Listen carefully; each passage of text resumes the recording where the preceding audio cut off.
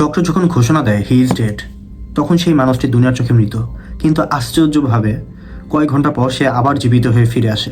এই মাঝের সময়টুকু যখন সে দুনিয়ার কাছে মৃত, তখন সে কী দেখছে, কী শুনছে, কী অনুভব করছে, এই ফিরে এসে যে এক্সপিরিয়েন্স এক্সপ্লেন করে, সেই পুরো ঘটনাটাকে বলা হয় নিয়ার ডেথ এক্সপিরিয়েন্স। বিজ্ঞানের মতে মানুষের শরীর জীবিত থাকায় বা না থাকায় ব্রেনই যদি সব কিছু হয়, আবার রুহ বা আত্মার যদি অস্তিত্ব না থাকে, তাহলে যেসব মানুষ ক্লিনিক্যালি ডেথ ঘোষণা করার পর ব্রেন বন্ধ থাকা অবস্থায় কয়েক ঘন্টা পর আশ্চর্যজনকভাবে আবার জীবিত হয়ে ফিরে ওঠে, কিভাবে তারা পরবর্তীতে বলতে পারলেন ডাক্তাররা কী কী কথা বলেছেন, কী কী করেছেন, বা কারা কখন কিভাবে কেঁদেছিল, বেডে পড়ে থাকা কার বডির সঙ্গে কী করা হয়েছিল, সব কিছু কীভাবে বলতে পারলেন। এক মুহূর্ত কল্পনা করুন তো, ডাক্তার ঘোষণা দিয়েছে he is clinically death, heartbeat থেমে গেছে, শ্বাস নেই, মনিটরে তখন ফ্ল্যাট লাইন, কিন্তু কিছুক্ষণ পর হঠাৎ সেই মানুষটি চোখ খুলে বসে আর ফিরে এসে বলে যা তার চারপাশে হয়েছিল। তার কথা শুনে বিজ্ঞানীরা চুপ হয়ে যায়। ঠিক সেখানেই ধর্মের কথা আসে। আল্লাহ তাআলা তো আগেই বলেছিলেন রূহ আছে। আসুন আগে জানি নিয়ার ডেথ এক্সপিরিয়েন্স কি। আসলে নিয়ার ডেথ এক্সপিরিয়েন্স কোনো গল্প নয়, এটা কোনো উপকথাও নয়। এটা এমন মানুষদের এক্সপিরিয়েন্স যাদের চিকিৎসা বিজ্ঞানে মৃত ঘোষণা করা হয়েছিল, কিন্তু তারা ফিরে এসেছে। আর ফিরে এসে তারা এমন সব কথা বলেছে যেগুলো ব্যাখ্যা করতে গিয়ে বিজ্ঞান নিজের সীমা টের পেয়ে গিয়েছে। এখন এটি নিয়ে যে গবেষণা করেছে এমন একজন পার্সনের একটা বই আছে। পার্সনটার নাম হলো ডক্টর রেইমন্ড মুডি, অ্যান্ড বইটার নাম হলো লাইফ আফটার লাইফ। তোমরা সম্ভবত এই বইটা সম্পর্কে জানো। 1975 সালে সম্ভবত এই বইটি পাবলিশ করা হয়। রেইমন্ড মুডি সম্ভবত একজন আমেরিকান ফিলোসফার অ্যান্ড সাইকোলজিস্ট ছিল। তিনি এরকম হাজার হাজার মানুষের কেস নিয়ে বিভিন্ন এক্সপিরিয়েন্স শুনেছিলেন, ঠিক আছে, যেখানে ছিল বিভিন্ন দেশের মানুষ, বিভিন্ন ধর্মের মানুষ, বিভিন্ন সংস্কৃতির মানুষ, কিন্তু আশ্চর্যভাবে সবার এক্সপিরিয়েন্স অলমোস্ট সেম ছিল। তাহলে নিশ্চয়ই আপনাদের মনে এখন একটাই কোশ্চেন, মৃত ঘোষণা দেওয়ার পর যারা ফিরে এসেছে তারা আসলে কি দেখেছে? আসলে তাদের বর্ণনা শুনলে গা শিউরে উঠবে। তাদের যখন মৃত ঘোষণা করা হয়, সেই সময় থেকে জীবিত হওয়ার আগ পর্যন্ত তারা নাকি নিজেই নিজের শরীরকে উপর থেকে দেখেছেন, ডাক্তারের কথা শুনেছেন, আশেপাশে কারা এসেছিল এবং যন্ত্রপাতি কী ছিল, অপারেশনের দৃশ্য সব কিছুই বলতে পেরেছেন। এবং তাদের কিছু নিখুঁতভাবে প্রশ্ন করা হয়েছিল কিছু পরীক্ষার জন্য যে ডাক্তাররা কী কী কথা বলেছিল, এবং তারা যে অ্যান্সার দিয়েছিল সবগুলোই সঠিক ছিল।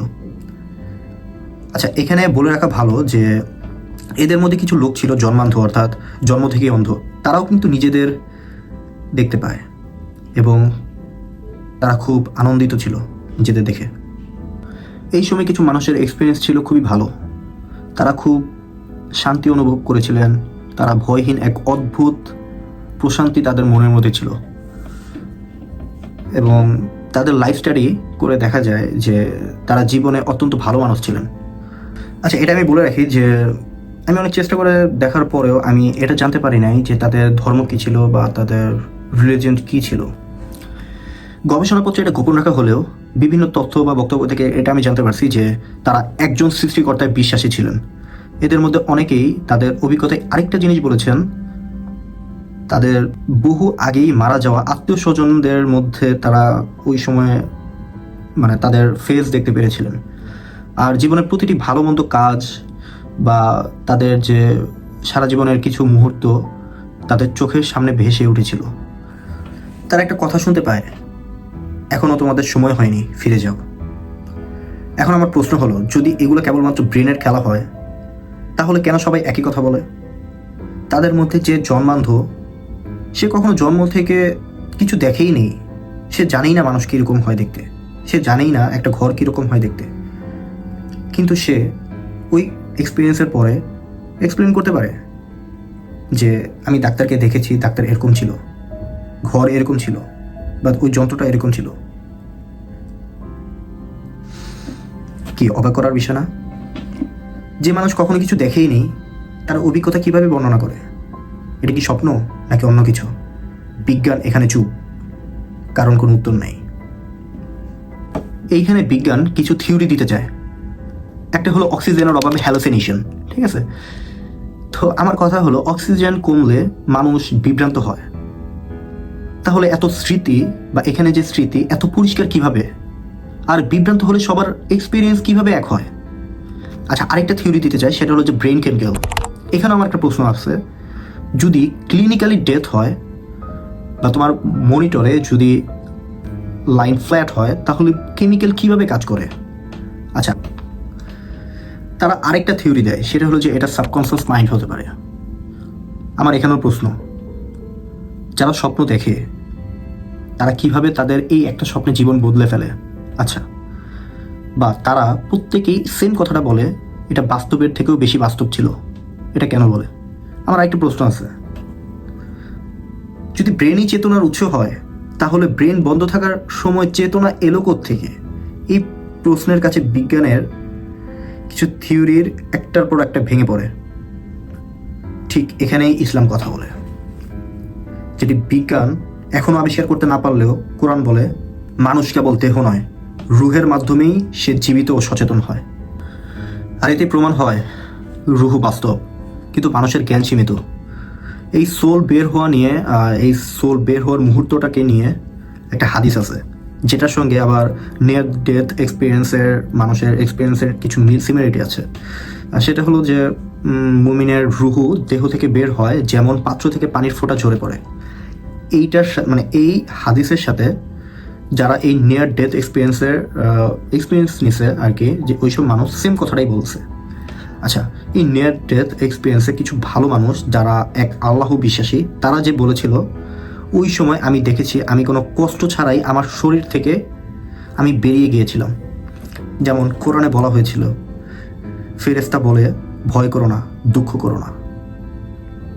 সব মিলে একটা বিষয় পরিষ্কার, বিজ্ঞান গবেষণা করেছে, প্রশ্ন তুলেছে, কিন্তু চূড়ান্ত উত্তর দিতে পারেনি।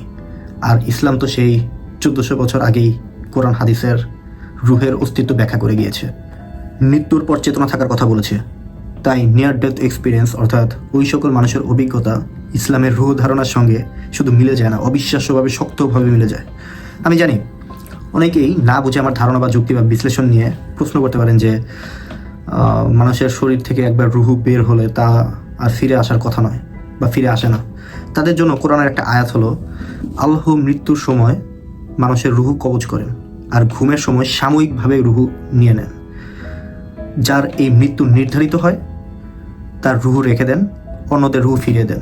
অর্থাৎ ঘুমের মধ্যেও কিন্তু মৃত্যু হয়, কিন্তু এটা সাময়িক সময়ের জন্য। যার মৃত্যু নির্ধারিত হয় সেই রুহু আল্লাহর কাছে থেকে যায়, আর বাকিদের রুহু আমাদের আবার ফেরত দিয়ে দেয়, যার কারণে আমাদের ঘুম ভেঙে আমরা আবার সক্রিয়ভাবে কাজ করতে পারি। এর মানে হলো চিরস্থায়ী মৃত্যু থেকে কেউ ফিরে আসে না। তবে আল্লাহ চাইলে যে কাউকে সাময়িকভাবে নিদ্রা বা নির্দিষ্ট সময়ের জন্য রুহ গ্রহণ করতে পারেন, আবার চাইলে তা ফিরেও দিতে পারেন। আল্লাহ সর্বশক্তিমান ও মহান, তিনি পৃথিবীতে বহু অলৌকিক ঘটনা ঘটান যেন মানুষ তার নিদর্শনগুলোর সত্যতা অনুধাবন করতে পারেন।